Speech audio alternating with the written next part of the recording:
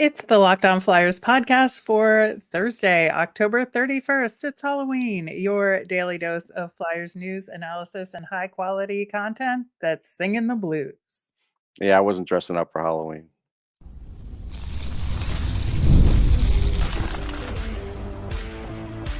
You're Locked On Flyers, your daily podcast on the Philadelphia Flyers. Part of the Locked On Podcast Network, your team every day. Hey there, and thanks for making Locked On Flyers your first listen every day. I am Rachel Donner. I've been podcasting about the Flyers, the NHL, and hockey for a decade. I'm here with prospect expert and Flyers credentialed reporter for over 15 years, Russ Cohen. You can start the season with a big return on FanDuel. New customers can place a $5 bet. You'll get started with $150 in bonus bets if you win your first $5 bet. Visit fanduel.com to get started. To keep up with the latest info and Flyers news, you can find us on all your favorite socials at Locked On Flyers, and of course, here on the Locked On Podcast Network, your team every day. It's one of our favorite games to preview of the season because we get to talk to our pal Haley Simon, who covers the Flyers and the Blues. So we get a good perspective on both the teams. We're excited to bring you that conversation starting right now. It is our favorite time of the year because the Flyers are facing the St. Louis Blues, and we get to talk to Haley Taylor Simon, who not only covers the Philadelphia Flyers, but is also the host of Locked On Blues. So she knows both teams really well, and we get to have a good time previewing the matchup. How's it going, Haley? It is going quite well. I actually just got back from the Blues' optional practice today, so was at the rink for the past couple hours. Yeah, and then you go into 80-degree weather. Perfect. Yeah, it feels like summer all over again with rookie camp, so nothing new. I know. It does not feel like Halloween out there, No. but it is for today's game. Haley, from the Flyer side of things, like after that Bruins game, do you think the Flyers defense is back on track, or do we need more games to decide that? Definitely more games. I like what we saw out of Emil Andrae. I thought he played an excellent game. However, I think right now it's too early in the season to kind of get a feel for the defense. I know that there's been some players that have been struggling, as in Zamula, maybe even Ristolainen a little bit. But in terms of like Drysdale, I'm not seeing what I want to see out of him yet either. And I think that with Cam York being injured and being out for a couple weeks, there's not a real feel for this defense because, again, who knows how long Emil Andrae is going to stay up with the Flyers. That's fair. So talking about Sam Ersson, he had a nice shutout against the Bruins, but in 70 NHL games, he's still at an .892 save percentage. Even on a bad year, NHL save percentage average is 908, 910 on a bad year. Is he ever going to get over 90% or 900? Because I think that's a big mark to get if you're going to expect to be a number one goalie. And that's a good question, and I don't know. And it's not because I don't think Ersson isn't capable, but when you don't have a defense that's doing its proper job, it's going to make the best goalies look bad. I mean, even looking at the St. Louis Blues, you look at Jordan Binnington. I think he's only recorded one win this entire season, and that's just due to the fact that the defense isn't playing up to par when he's in net. So putting this all together for Sam Ersson, I think that the numbers don't equate to what he's actually doing in net. And last night's game, I mean, he had some incredible saves in that first period. And I think that if anyone's doubting his abilities, they need to go back and rewatch some of those saves because it's truly remarkable. Yeah, I think so. It is a really strange time in Flyers goalie land, and I feel like we say that a lot because of We do. the Flyers goalie history. But with Alexei Kolosov getting a game in net, we're not really sure when the next time Fedotov is going to be in the lineup. Like, what is your take, and what do you think they should do versus what they will do? I think that Fedotov may not be an NHL caliber type of goalie, and it sucks, but they did give him a contract with a lot of money. So I wouldn't say, put him on waivers or do anything crazy like that yet. I would say maybe take some time, help him develop a little bit more. I know he's 27, and I know that's older when it comes to, developing a goalie. However, they He's gave him a still lot a of rookie, money. though. He is. And he played excellent in the KHL. And I think that's something that people forget, that he was one of the best out there. So they should do that, but they shouldn't put him on the ice until he feels confident. So keep Kolosov in net as backing up Ersson and see how he does. But again, he's only played one game and you can't get a feel for how he is. It's an unfortunate situation, but I feel like the Flyers need to just remember that money that they spend on players, they can't just magically get rid of. No, that's true. So one of the things that has kind of gotten me this year is just the handling of Noah Cates. Doesn't Yep. seem like the coaching staff knows what to do with him because they have expectations of scoring that are just never going to be there. Like he has never been a big scorer anywhere. At college, he was a good scorer, but he's never going to be a big scorer. But he is one of the best defensive forwards. He is really good on faceoffs. And yet last game they started him on fourth line left wing, and then of course, by middle of the game he's taken a lot of he's taking faceoffs again. So what do you make of this with he and the coaching staff? I think it's weird, to be honest with you. Last year, Cates was like the golden boy. We saw him all the time playing. And now, I mean, the fact that they healthy scratched him as many times as they did in the beginning, it just doesn't make sense to me. And I don't think he did anything wrong. I think that he had a good training camp. He looked Hmm. fine.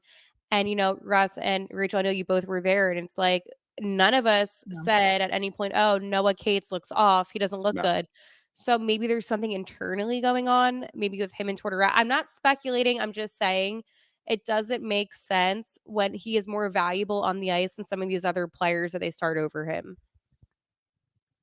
Yeah, I think so. And I think that kind of leads into the bigger picture here of John Tortorella and his lineup choices and decision making, which, Noah Cates is just an example of why some of it I think just feels off this year. That decisions are not being made in terms of who makes the most sense on a particular day and what combinations together. And I don't know if you've been feeling that from your end too. Yeah, it's been weird. Like, um, the one game they had Sean Couturier on the fourth line as like a winger. It was something weird like that. And I think Tortorella is changing them up because he's trying to find that magic solution. However, when you've only played a handful of games, you need to have some consistency for the players to at least gain some chemistry. And that's why training camp, when, folks saw Michkov and Morgan Frost together at that point in time, they looked like they had good chemistry. And then you put Michkov with Tippett and you're moving him all around. It just didn't make sense putting him with Paling. Um, that was stupid. So I feel like the first line right now with Couturier, Michkov, Konechny, um, that's fine, honestly. And I would keep that. But they need to give these guys consistency. And I feel like that's going to be the number one downfall of the Philadelphia Flyers, is trying to fix all these problems immediately and instead of letting things play out. No, that's fair. So during the offseason when Eric Johnson was signed, he was sold as he's an extra guy. Well, he'll be the eighth defenseman. He's just good in the room. And lo and behold, he's playing a lot because John likes to play his veterans. The weird thing is, again, I have to question the coaching staff on this. Presumably, he's there to play defense, yet he's 52.7% on offensive zone starts. So it's like he's not even there more defensively than offensively. So that makes my head explode because I really don't know what his role is. His role is so confusing to me too, Russ. I mean, I hear him speak, after the games, and he's like, "Oh, well, we deserve the booze. We weren't playing good enough." And I'm like, "Okay, that's like what a veteran leader would say." Right. But yet, I'm thinking to myself, he's also saying at the same time, "I could do more to help out Jamie," as in Jamie Drysdale. And I'm like, "Wait, is he a veteran leader, or are they expecting him to coach these young guys?" Like, I don't know what his role is, but yet, as you did mention about, being in the offensive zone, it seems like they're putting a lot on him, more so than they should. And that's where it's kind of like we had those veteran players where, I could go back and name a whole bunch, but veteran players know what their role is. It's to just be a leader in the locker room. It's to be a leader on the ice. Him saying that after that presser took me by surprise, because I'm like, oh, wow, there is a lot of pressure on Eric Johnson this season, more so than Yeah. any of us, even with the Michkov pressure of, I'm going to help him out. Yeah. I, I don't know what they expect from him at this point. Yeah, I think there's a little bit of confusion there in terms of what they want out of him, and I think, the Cam York injury has thrown another wrench into that because it's made Johnson more necessary on the ice, for them at the moment. The other aspect of that, though, is that this Sanheim-Risto pairing so far seems to be working to a large degree, and we saw that in the Boston game, I think, to a large degree. So now I'm worried about when Cam York comes back, like, what are the coaches gonna decide to do? So, like, what do you think? Don't put Risto and Zamula together again. That's for one thing. I really do enjoy Cam York and Travis Sanheim together, but at the end of the day, when you're injured and you're out, I hate to say it, but if another pair is better than that, then you got to stick with it. Now, again, it's going to be one of those things like a wait and see because personally, I'm thinking about, who would Cam play with? I mean, he played with Jamie for a little bit last season, but I like Jamie with Sealers. So I think it's one of those things where wait and see, but definitely not Igor and Igor and Ristolainen was an awful combination. It had potential, but can't do that. Well, and sticking with the Zamula stuff, so I felt like for a long time this season, he needed to be off power play too, to Yep. just help his game. And they were forcing him on there until they finally figured out, which they should have figured out sooner about, Emil Andrae there. So, my thing is, look, if they don't intend to play him, then just send him down. I mean, if somebody's going to take him, let him take him. Yeah. There's other guys in Lehigh. It's not like they're, bereft of young defensemen who could possibly help this team, but it just looks like they don't even want to consider that. And that's the part that I'm not getting because again, if you're supposed to be a rebuilding team, don't you want to occasionally put a young player in there to see what they can do? 100%. And I think that's the thing with the Flyers this season that maybe fans need to understand that this team, despite the players saying we want to go to the playoffs, I mean, every player is going to say that. Like, that's a thing that, like, no player is going to say, oh, yeah, we don't want to be a playoff team. Right. Um, but when it comes to this whole rebuild and all that, we all know. The reporters know, the media, the organization, they know this is not a playoff team. If it were a playoff team, things would be a lot different. So I don't get why they're so headstrong about keeping Zamula. I thought weeks ago maybe to send him down and to, bring up another young talent. I think that there is a lot of young guys in Lehigh that deserve an opportunity. Granted, I know we're only, a handful of games into this season, but again, if your main and this is my problem. If you have a player that made the opening night roster who is not executing and not playing well, it's more beneficial for him, for Zamola in this case, to be sent down, gain confidence again, work Hmm. whatever he needs to work on, and then bring up a young prospect that wants that opportunity and that can learn from it. Kind of like they did with Jet Luchenko. I mean, I wouldn't have kept Jet as long. However, you're giving that player experience that they can then go back and work on. So Yeah. what's the point? Because you're going to burn out Zamula, and that's my fear of Zamula is that he's going to be so in his head of I can't do this. I lost all my confidence. And I spoke to him at training camp. We had a one-on-one and he was so confident, Russ and Rachel, heading into the season. Yeah. And it Yeah. sucks to see him deteriorate because you I can think the tell him the ice. struggles on the power play took it Yeah. away. And that's why I think he needs to get it back. Yeah, and that's the thing. Take him off the power play, let him play 5 on 5 and be strong on that, and that doesn't take away your confidence, right? Because people get rotated in and out of power play units all the time, and Right. I don't think that would have felt awkward to him. It just would have felt like a natural course of action for the team. So yeah, and the fact that it took them so long to get Emil Andrae into the lineup, I think was also indicative of this similar thing. And But just to understand the name that I'm going to get at, it's not Ronnie Attard right now because he started off the season slow, but it's Helge Grans. Like he Yep. he has NHL experience. Like why wouldn't you at least see what you have in him? And he had a good training camp grounds, He and did. that's the thing too. I mean, I don't know what this organization's doing. I know none of us really know what they're doing, but I'm confused because they're preaching about a rebuild, but yet they're not displaying that with who they're having on ice. yeah, I think, we've had a lot of criticisms here, but that's what you do when you're 10 games in. You kind of look at stuff, but it doesn't take away from the fantastic effort they had against Boston. Oh, that was No, a great Um, game.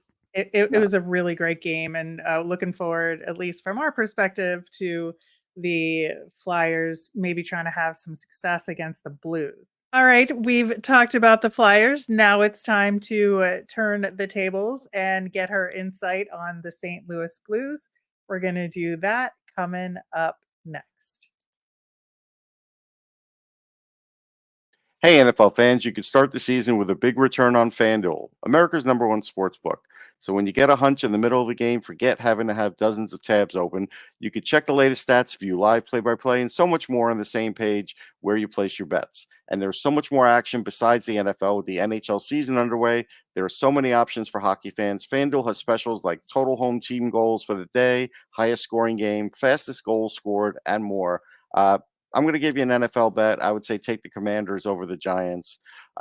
You'll get started with $200 in bonus bets guaranteed when you place your first $5 bet. That's fanduel.com. On tomorrow's show, we are going to, of course, recap this game against the Blues. We're going to look ahead to the rematch with the Bruins this weekend and so much more. We're going to bring back Haley to talk all things St. Louis Blues. So let's talk about the Blues, Haley. Okay. Now, I think one of the things, they're 5-5 now, right? Yep. At 10 games in. So both teams are 10 games in, but their last 2 games have gone extremely poorly, losing 7-1 to Ottawa and 5-2 to Montreal. Like, is this like a scoring problem? Is this a confidence problem? Like, what do you think has been happening? I'll give you my opinion and I'll give you what the locker room told me today. My opinion is that they focused too much time on that Toronto game. They put all their focus and energy into beating former coach Craig Berube, which they accomplished. But I could tell during that game they were playing a lot harder than they usually do play. So I feel like that's where their focus went. I actually asked Coach Bannister about that today because I was curious. I'm like, do you think that the players focused a little bit too much on that game? Of course, he's going to say no, but I had to ask because that's how I felt. What Jordan Kyrou told me today, he was actually very upset about what happened, and he just, began kind of like venting in a way. He just was like, "This is not who we are. This is not, the team that came onto this road trip. We're better than this." And he said that everyone should be disappointed in how they played in the last 2 games. Yeah, I mean, I'm just looking at them and I'm trying to see, are they just a 500 team? Like, I know Bennington can sway that and change that, but as a team, not looking at Bennington, just saying, are they a 500 team in this league? Yeah, and that's a great question because, with Brian Broberg and Holloway, the offer sheet guys, and then you have Suter, who shouldn't even be playing on the first pair, but he is. And Right. Foxa, Texia. Like, you have all these guys that they brought in, and the offer sheet guys are killing it. I think Holloway is doing a great job. Philip Broberg, again, he had that point streak in the very beginning of the season. I know it's still the beginning. However, without Robert Thomas, there is a difference on the ice. And the guy, Braden Shen acknowledged that to me today. He even said it. Yeah, we do notice that there is a difference. Now, again, the Blues have the capability of being a playoff team. However, when you have losses and I'm not putting down the Senators, I know they do have some good players, but to teams like the Senators, to teams like the Canadians, where they're just ugly losses, when you have to pull Joel Hofer, towards the end of the second frame, that to me says, hey, there might be a bigger problem because when I was predicting this road trip, it was a 4-game road trip. I knew the Maple Leafs were going to be a tough team. And I thought, you know what? Maybe they're going to have like a little bit of a difficult win against the Canadians and an easy win against the Senators, Flyers with how they were playing. I'm like, okay, they're going to beat the Flyers too. Now I'm like, there's a real possibility that they come out of this road trip with only 1 win. Hmm. A and I think that's the issue is that they had an awful loss in the Minnesota Wild, a 4-1 loss with a goalie goal for the Wild, and they almost defeated the Jets, which I have to give them credit for. But Hmm. the point I could go over all their scores and all that. The point is that they do have talent, but right now, looking at the West, and especially the Central, it is brutal. You have to really step it up because there's teams with already 16 points. The Blues, I believe, have 10 points. You can't fall behind this early. Yeah, it really seems like it's a combination of not having been able to adjust to some of the injuries that they've had and unforced errors. I mean, you Yep. especially look at like the last game with the like dozens of giveaways they had. Like you can't win a game if you're just giving away the puck all the time. It's But awful. they have had like the holes in the lineup, like Robert Thomas, like Torrey Krug isn't there. Nick Leddy. I don't know what his contribution could be to the Nick team. Leddy's got so much mileage on him at this But point, Yeah, you Nick know? yeah, but Leddy, even Coach Bannister said today that, he doesn't have a timeline, so I'm not Right. suspecting anything of Nick Leddy. right. But with the defense is an interesting point, though, Rachel. You did mention about Torrey Krug being out. Mhm. And I actually did ask Scott Perunovich today, who is a defenseman for the Blues that hasn't been utilized much. And, I have been the biggest advocate of putting Scott Perunovich in that power play. I think he actually mimics Torrey Krug's type of play. And I said to Scott, Right. tell me about how you feel about people kind of comparing you to Torrey Krug on the power play. And he was like, I just want them to give me an opportunity. He has been healthy scratch majority of the season. And I feel badly for him because I know that he is putting in that work. I know that he is trying. But again, it's more beneficial to have a guy like Scott Perunovich and maybe rather than a Matthew Kessel, because at least Perunovich can provide some value on that power play. And just like the Yeah, Flyers, Kessel's more of a puck mover. He's got a decent shot, but that's true.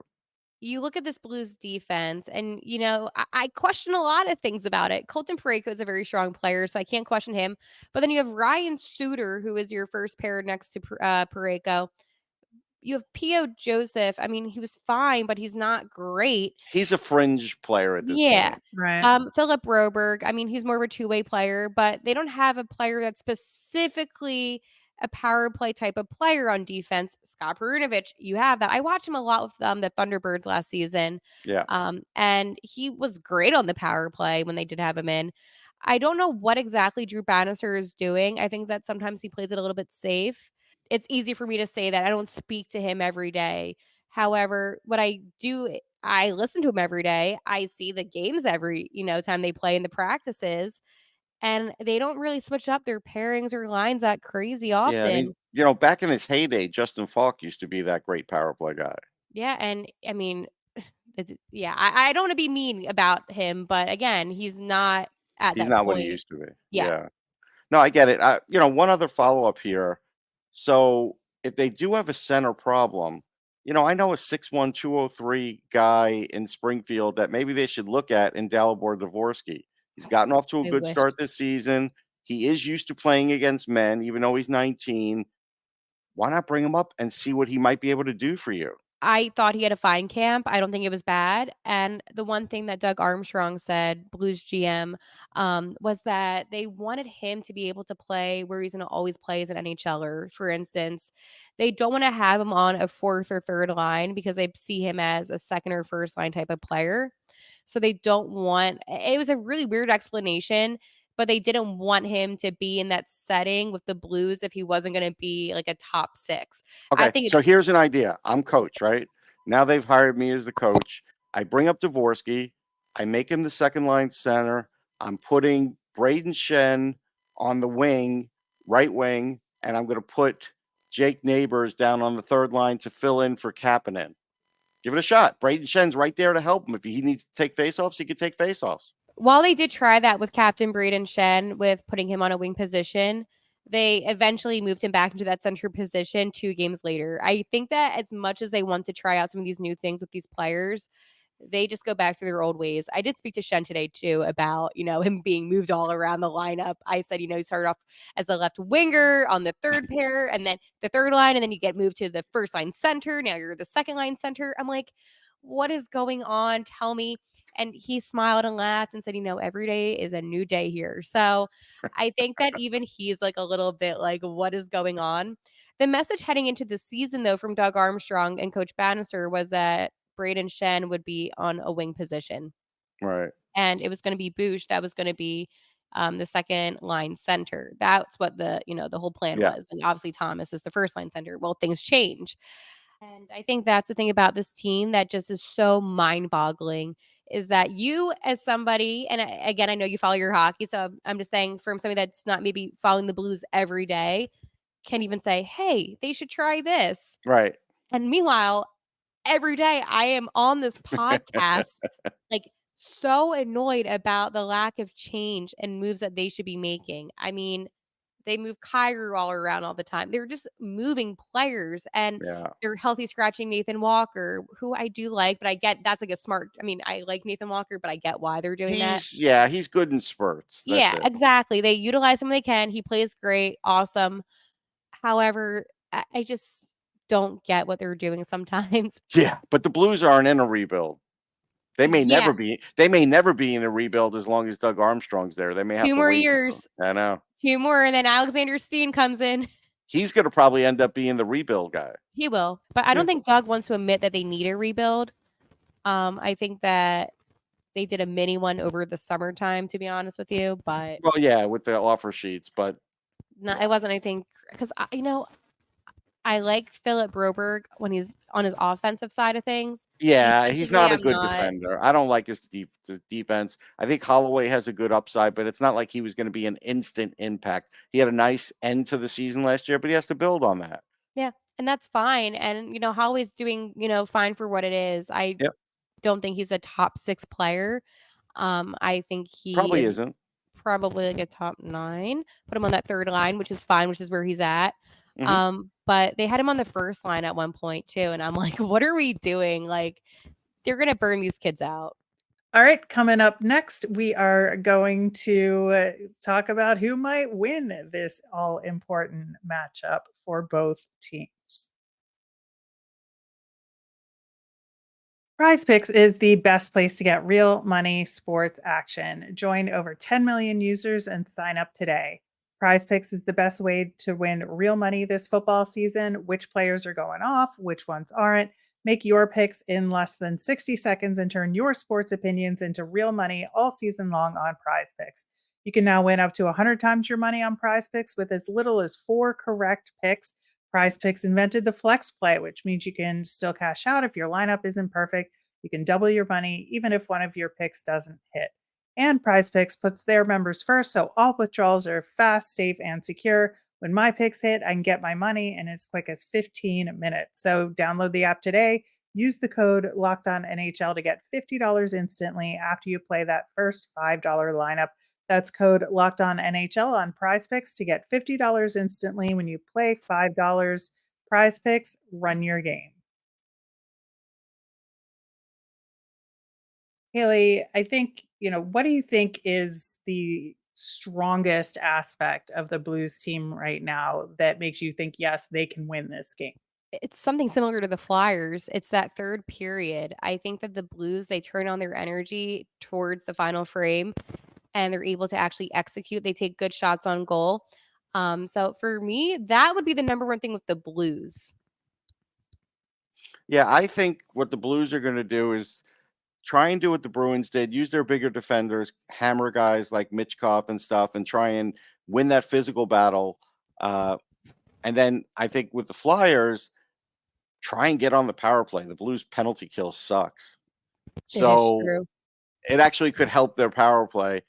At the end, this game should be a tie. I call for a tie. Maybe the power will go out. Maybe something will do something. Oh, hey, last night in Ottawa, the power went out and the game I didn't know. That's begin, why I said Yeah. that. and that did not end up well for the Blues. I think this one the Flyers could win maybe 3-2, but it could go either way. Yeah, I think, whether or not the Flyers can score 3 goals. And I know we say that, frequently because 3 goals is the benchmark It's in a the lot of number, yeah. cases.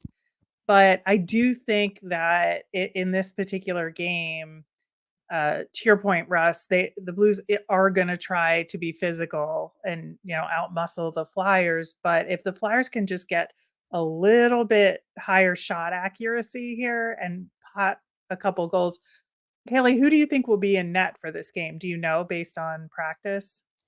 So practice today, they had both Joel Hofer and Jordan Binnington in net.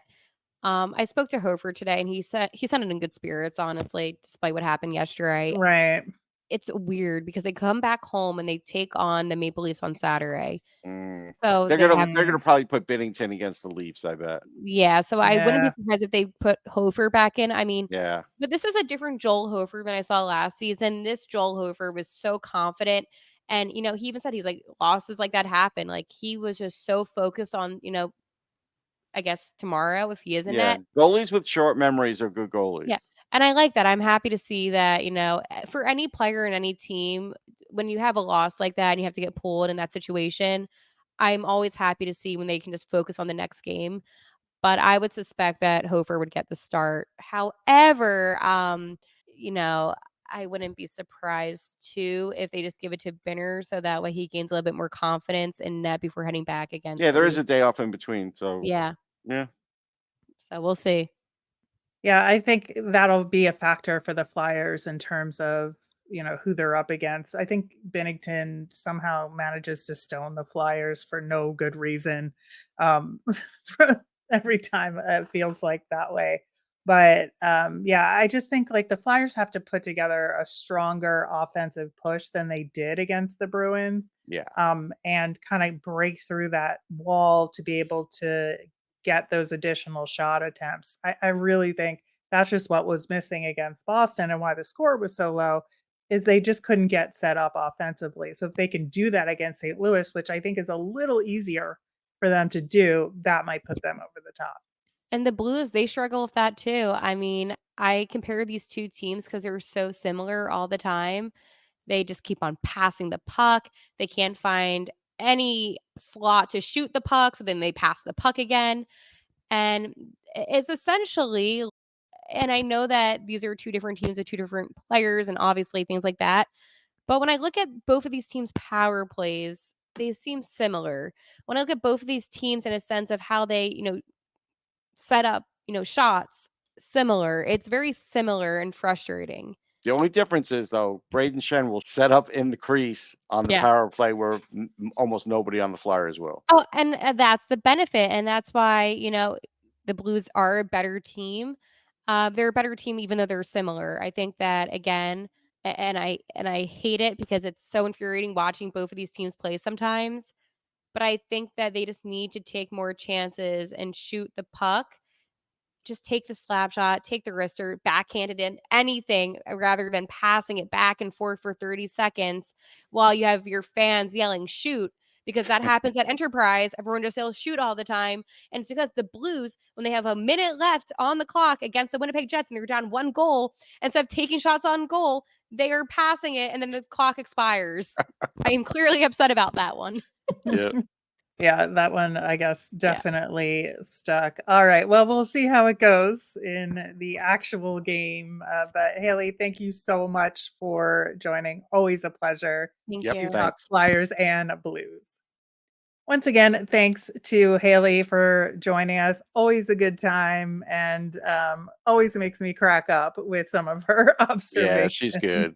She's good. And really she gave us excellent coverage on both ends of this. So you definitely didn't you're definitely prepared to watch this one. Absolutely.